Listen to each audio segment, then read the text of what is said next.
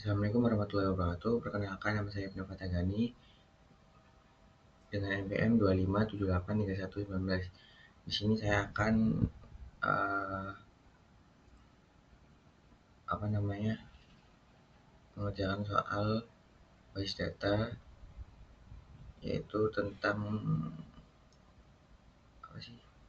analisis prinsip UI UX pada aplikasi WhatsApp. Untuk yang A itu contoh accessibility, kemudian pengguna. Yang pertama, navigasi chat yang sederhana. Pengguna langsung melihat daftar chat saat membuka aplikasi, tidak perlu berjejer lama. Pengguna langsung bisa digunakan. Ini menunjukkan prinsip easy to learn dan efisien. Nomor 2, tombol kirim pesan set button. Ikon pesawat kertas jelas dan familiar. Posisi konsisten di kanan bawah, mengurangi kebingungan pengguna. Konsistensi dan clarity. Terus yang B itu contoh aksesibilitas. Yang pertama, dukungan voice note. Pengguna bisa kirim pesan suara tanpa mengetik, membantu pengguna uh, dengan keterbatasan membaca atau mengetik. Nomor 2, ukuran teks bisa diatur. Pengguna bisa memperbesar teks di pengaturan, membantu pengguna dengan gangguan penglihatan. Untuk saran perbaikannya itu tambahkan fitur text to speech otomatis untuk membaca teks, perbaikan kontras warna di mode terang agar lebih ramah mata. Yang C itu penetapan user centered design atau UCD. WhatsApp sangat berfokus pada kebutuhan pengguna. Contoh, fitur status mengikuti tren berbagi cerita seperti Instagram. Fitur delete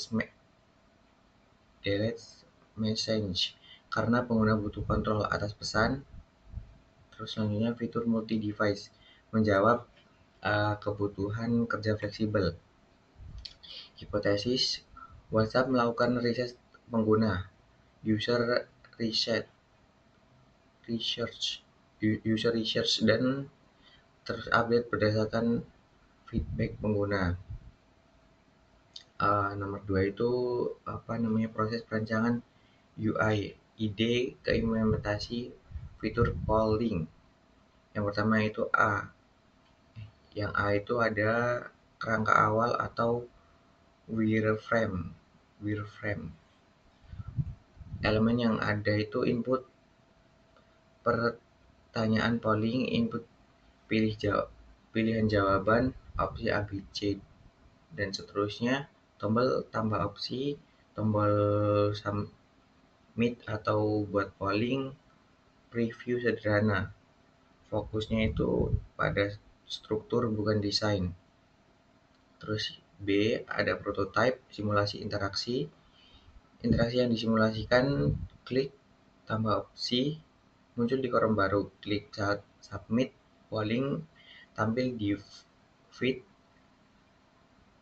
pilih jawaban suara tercatat. Tujuan menguji alur pengguna sebelum coding, melihat apakah user bingung atau tidak.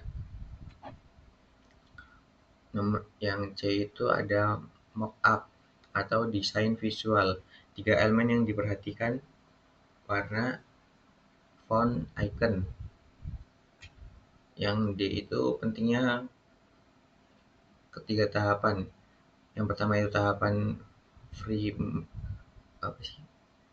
wireframe, prototype, mockup. Ini manfaatnya ini fokus ke struktur tanpa distraksi visual, uji interaksi sebelum coding, menentukan tampilan akhir. Tanpa tahapan ini resiko desain mungkin bisa buruk dan revisi mahal. Nomor 3 itu ada evaluasi Nielsen.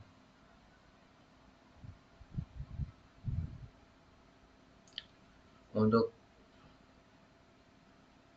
evaluasi ini saya memilih halaman pendaftaran pada Instagram, pada aplikasi Instagram. Yang pertama itu visibility of system status masalah. Tidak selalu ada indikator loading saat daftar. Untuk perbaikan sendiri, tambahkan loading binar plus pesan sedang diproses. Untuk dua itu error prevention. Untuk masalahnya, user bisa memasukkan password lemah tanpa pengingatan jelas. Untuk perbaikannya, tambahkan indikator kekuatan password. Untuk nomor 3 itu konsistensi dan standar. Masalahnya itu tombol daftar kadang berubah warna tergantung input. Untuk perbaikan sendiri, gunakan warna konsisten plus indikator di subfield yang jelas. Untuk nomor 4 ada tingkat fidelity dan konteks pengguna. Yang pertama, mengapa penting memahami fidelity? Ini yang pertama itu fokus struktur, fokus visual, fokus interaksi.